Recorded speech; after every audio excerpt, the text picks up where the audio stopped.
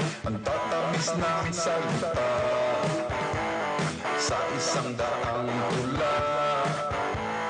May isa walang tama. Huwag basta pagdadala ng isip-isip ka muna, kundi lupain yung pera.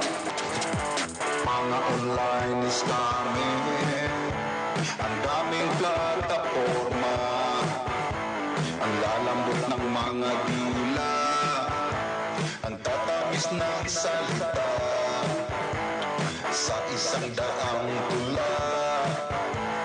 May isa walang tama. Lahat ng paraan sa'yo dapat tumakuha ng matamis mong oo.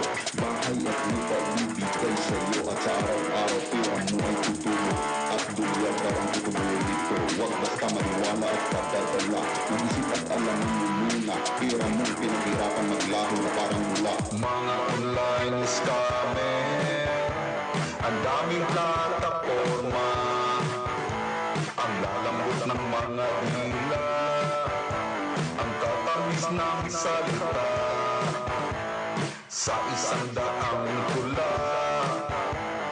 May isang walang tama. Huwag maging atak na kumita sa narinig mo sa kanila. Lahat ng yun ay bitag at kalokohang propaganda.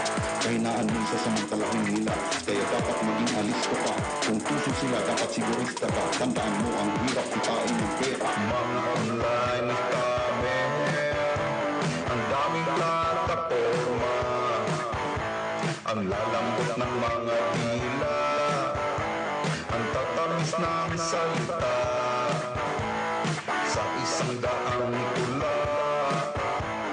May isa walang tama. Sa bawat hakbang, utak ang gamitin. Sa bawat pasya, isipin